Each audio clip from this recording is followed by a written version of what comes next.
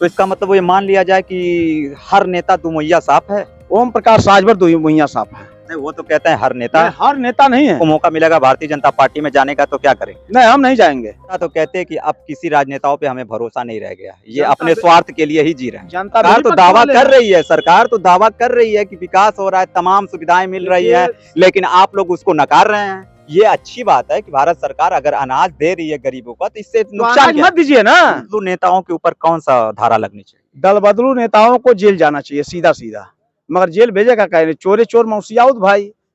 जो हमारा देश चलाने ही वाला जो चोर है, प्रदेश चलाने ही वाला चोर है। नमस्कार, मैं धर्मेंद्र भारद्वाज और आप देख रहे हैं इंडिया टॉप स्टोरी। इस वक्त हमारे साथ रामजीत राजभर हैं, जो किसी पर्चे के मोहताज नहीं। आइए हम इनसे बात करते हैं और जानते हैं कि इस वक्त यूपी के चुनावी माहौल में क्या चल रहा है। रामजीत राजभर स्वदेव स्वाभिमान पार्टी के मऊ जनपद के जिलाध्यक्ष हैं। यूपी के चुनाव में क्या होने वाला है? देखिए, यूपी के चुनाव में इस समय इंडिया गठबंधन जो है, राहुल गांधी जी युवा, अखिलेश यादव जी भी युवा, इसलिए जो है इंडिया का अब यहाँ इंडिया के उत्तर प्रदेश के युवा नौजवान युवा को लाइक कर रहा है। इसलिए कि ये लोग जो वर्तमान सरकार चले, इनका सर्वर खराब हो गया है। अभी क्यों सर्वर खराब चल रहा है? सर्वर इसलिए खराब हो गया है कि जब माननीय अखिलेश यादव जी की सरकार थी, तो जो मेरिट पर भर्ती कराए तो उसमें सर्व समाज के लोग भर्ती हुए। हर कोई जाति ऐसा वंचित नहीं था उत्तर प्रदेश में जो भर्ती नहीं हुआ हो, कम या बेसी। मगर भारतीय जनता पार्टी के सरकार में जब से 10 साल हो गया सरकार बने हुए, मगर आज तक एक भी भर्ती नहीं निकली। एक भर्ती निकली भी पुलिस का, उसमें भी पेपर लीक हो गया। तो ये कहीं ना कहीं जग जाहिर है कि भारतीय जनता पार्टी के लगाम में अधिकारी चाहे कोई भी शासन प्रशासन के लोग नहीं है। इसमें भारतीय जनता पार्टी उत्तर प्रदेश में विफल है। आखिर क्या रीजन है कि ये विफल है? आप इतना बड़ा आरोप लगा रहे हैं। देखिए, रीजन का मतलब जब हम कह रहे हैं कि इंजन ही कमजोर रहेगा। कौन इंजन कमजोर है? बिल्कुल उत्तर प्रदेश के जो है सरकार जो चला रहे हैं वो कमजोर है। इसका मतलब सीधे सीधे इशारा योगी आदित्यनाथ पे आप कर रहे हैं। नाम नहीं है, मैं आपको बता दे रहा हूँ कि वही कमजोर है। अगर वो कमजोर नहीं होते तो बताइए पेपर कैसे लीक हो जाता। आज जो पेपर अगर आप आरोप लगा रहे हैं कि पेपर लोग लीक करवा दिए, तो वैसे लोग गए कहाँ? उनको क्यों नहीं उनको धराशायी कर रहे हैं आप?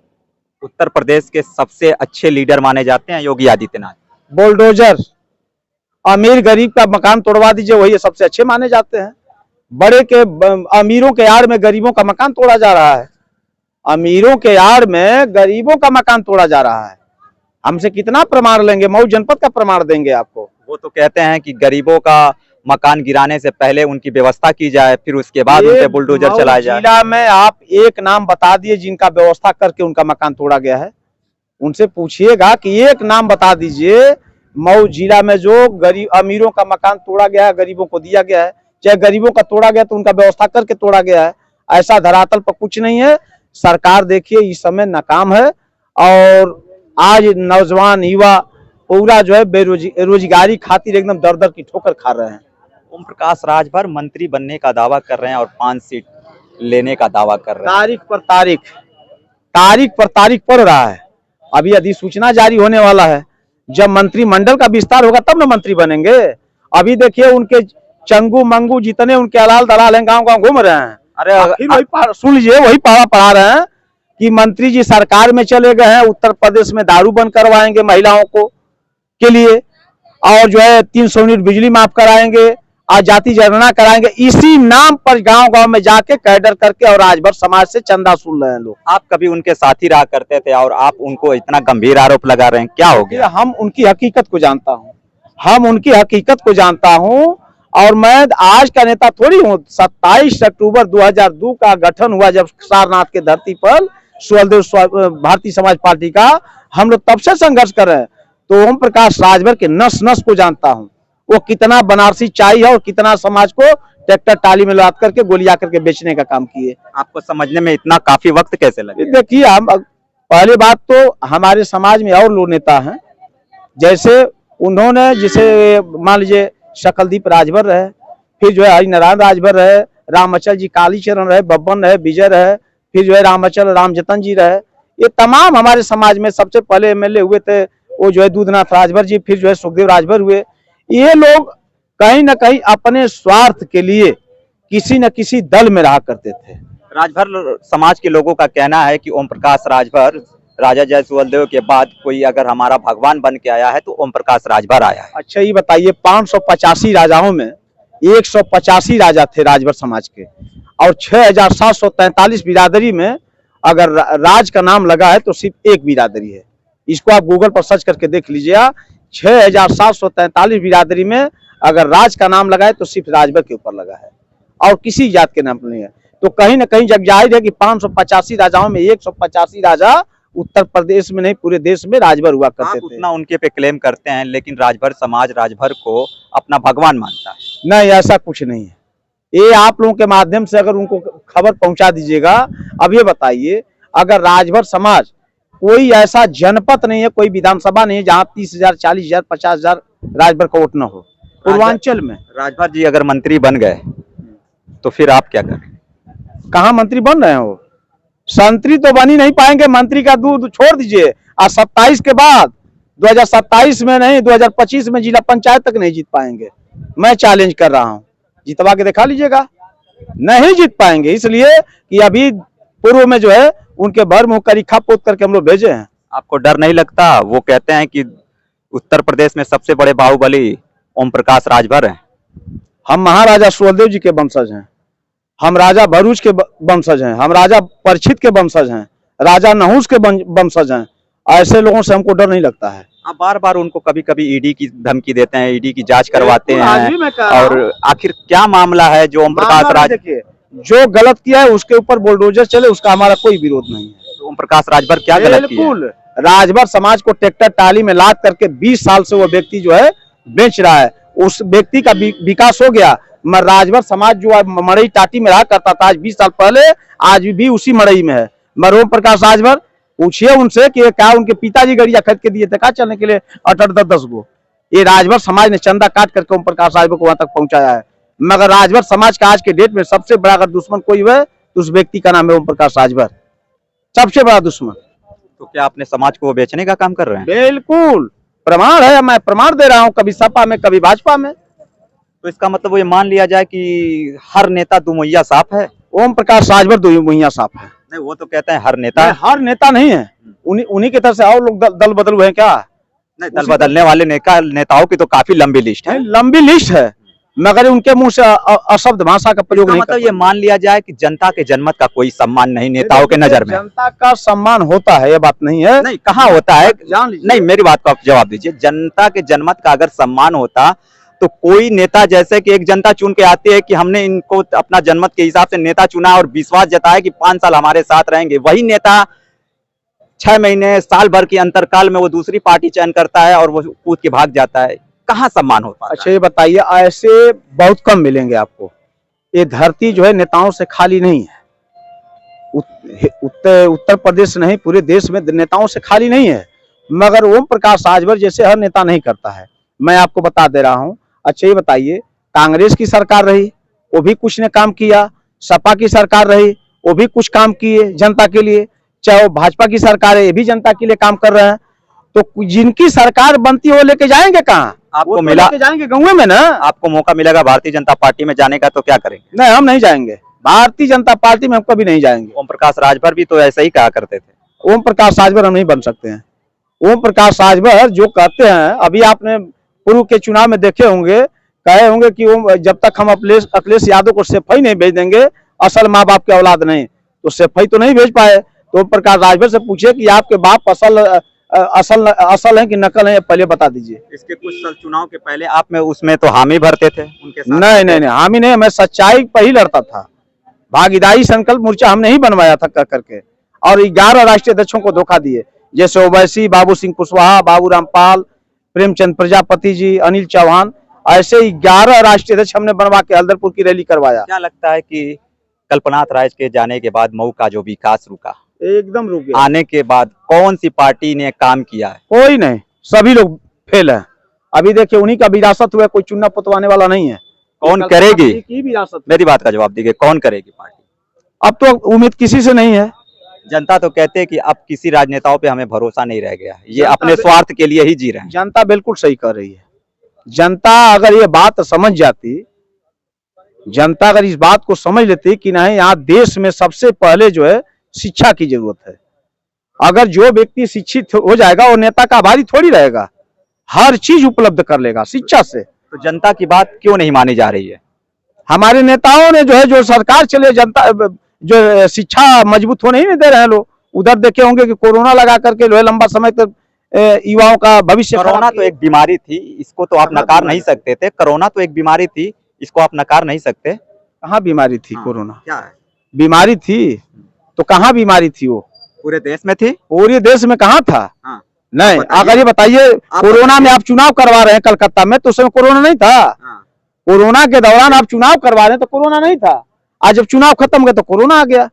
कहाँ कोरोना था? कहना चाहते हैं कि सरकार इसका नाजायज फायदा उठा रही है। बिल्कुल 100%। अभी देख लीजिए, यही हुआ है। हम लोग राम के भक्त नहीं है, पुरुषोत्तम मर्यादा रामचंद्र जी के भक्त हैं। हम लोग खाली राम के, जय श्री राम के भक्त नहीं है, मर्यादा पुरुषोत्तम रामचंद्र जी के भक्त हैं। इस वक्त तो राम राम की लहर चल रही है, आप लोगों को राम की लहर नहीं चल रही है, नहीं, मर्यादा पुरुषोत्तम रामचंद्र जी की लहर चल रही है। तो इसका फायदा किसको मिलेगा? अगर ये लोग कहते हैं तो जय श्री राम का क्यों ना नाम लेते हैं? उनका पूरा नाम लेकर के नारा लगाओ। उनके संगमा जो है लक्ष्मण जी भी, जितना वो चले लक्ष्मण जी भी उतना कदम चले हैं, उनका क्यों नहीं नारा लगा रहे हैं? सीता मैया भी चली हैं उतना है, उनका क्यों नहीं नारा लगा रहे हैं? खाली जय श्री राम। भाई तो लक्ष्मण यहाँ जी विकास की बात हो, यहाँ विकास है। की बात होगी कि सिर्फ धर्म का ही नाम चलेगा? धर्म पर सरकार बन रही है, धर्म के ही नाम पर सरकार बनी है। गरीब जो है मड़ई में प्लास्टिक डाल के गांव में जाइए, रह रहे हैं लोग। गांव में जा करके आप लोग दिखाइए। धर्म भी जरूरी है, बिल्कुल जरूरी है। और विकास, कौन नहीं मानता है धर्म को? और विकास, विकास सबसे पहले जरूरी है। तो क्यों नहीं हो रहा है? अब तो सरकार बताए, सरकार के लोगों से पूछिए कि क्यों नहीं हो रहा है। सरकार तो दावा कर रही है, सरकार तो दावा कर रही है कि विकास हो रहा है, तमाम सुविधाएं मिल रही है, लेकिन आप लोग उसको नकार रहे हैं। शिक्षा को बंद करके सरकार 5 किलो राशन दे करके इस गरीब जनता को जो है, कहाँ शिक्षा बंद कर दिया गया? क्यों नहीं? 5 किलो राशन की क्यों क्या जरूरत है? अगर 5 किलो आप राशन दे तो अपनी पेंशन भी लगवा रहे हो 40-45 हजार, तो मतदाता पेंशन क्यों नहीं लागू करवा? अच्छी बात है, भारत सरकार अगर ये अनाज अगर दे रही है तो पेंशन मिलता है, तो मतदाता पेंशन क्यों नहीं मतदाताओं को? मेरी करवा रहे बात हो भाई? ये अच्छी बात है कि भारत सरकार अगर अनाज दे रही है गरीबों का, तो इससे नुकसान क्या? मत दीजिए ना, अनाज कौन मांग रहा है आपसे? आप जो हमको, अगर आप एक बार विधायक हो जाते हैं तो आपकी पेंशन लागू हो जाती है। तो उसी तरह से जनता जो है बार बार बूथ पर जाकर के मतदान करते हैं लोग, इनका मतदाता पेंशन लागू करवा दीजिए। आप ये बताइए कि आपसे राशन मांगबे नहीं करेंगे। आप ये बताइए कि जनता को क्यों नेताओं पे अब भरोसा नहीं रह गया? देखिए, आपको बता दें कि जनता को इसलिए भरोसा नहीं है कि जो गांव में वादा करके जाते हैं उस पर खरा नहीं उतरते हैं। चाहे वो गांव का प्रधान हो, चाहे गांव का जिला पंचायत हो, चाहे बीडीसी हो, जो भी वादा करके लोग जनता से गुमराह करके वोट लेते हैं और उनके सामने खड़ा नहीं उतरते, इसलिए जनता का विश्वास उठ रहा है। कहाँ से कमी आ रही है? जनता के पास मजबूरी है कि अगर एक वोट है तो मतदान जरूर करेंगे। 5 साल पर मतदान आता है तो मतदान जनता ने फ्री में मतदान करते, मगर ये नेताओं जो सांसद विधायक चले जाते हैं लोग, मगर जनता की तरफ मुड़ी उठा करके नहीं ताकते हैं। मैं तो कह रहा हूँ कि 159 योजना चलती है उत्तर प्रदेश में, 159 योजना, 159 योजना बंद करके और सिर्फ मतदाता पेंशन 5,000 रुपया महीना लागू कर दो। उसी 5,000 रुपया में, जिससे मान लीजिए जिसके घर में 10 वोट है 50,000 रुपया महीना, जिसके घर में 8 वोट है 40,000 रुपया महीना, जिसके घर में 5 वोट है 25,000 रुपया महीना, वो व्यक्ति अपने बेटा बेटी को पढ़ा लेगा, अच्छा राशन खरीद के खा लेगा और हर व्यवस्था अपना आवास से लेकर शौचालय तक बना लेगा मतदाता पेंशन में। क्या लगता क्यों है, नहीं बंद कर रहे हो भाई? क्या लगता है कि इस घोसी विधानसभा में क्या होगा, कौन जीतेगा? देखिए, यहाँ इंडिया मजबूत है, इंडिया गठबंधन मजबूत है। अब प्रत्याशी कौन आता है, प्रत्याशी के ऊपर हम लोग चयन करेंगे कि प्रत्याशी कौन ऊपर से आ रहा है, और जो भी आएगा, जिस जाति से आएगा, उसका हम लोग स्वदेव स्वाभिमान party, Samajwadi party, Congress party, यही से चोटी लगा करके चुनाव जितवाएंगे। तो यही बात हो गई कि अभी जनता कह रही है कि हमें, जिस पे हमें भरोसा है, आप जिताते हैं वो गायब हो जाते हैं। अब फिर आप लोग कहाँ से खोज करके ला रहे हैं? अभी पूर्व में देख लीजिए, पूर्व में उपचुनाव हुआ है, हाँ देखें, जनता ने इतनी बड़ी सम्मान समाजवादी पार्टी को दिया है कि आप उससे क्या बताएं, जो कि स्वदेव स्वाभिमान पार्टी मानी महेंद्र राजभर जी भी लगे थे और हम लोगों ने चुनाव मजबूती से जितवाया। इतना वोट से जितवाया कि कभी घोसी में उतना वोट से कोई विधायक जीता ही नहीं है। ये हम लोग का इतिहास है। अभी जल्दी का 2-4 महीना हुआ है। अभी दल बदलू नेताओं के ऊपर कौन सा धारा लगनी चाहिए? दल बदलू नेताओं को जेल जाना चाहिए, सीधा सीधा।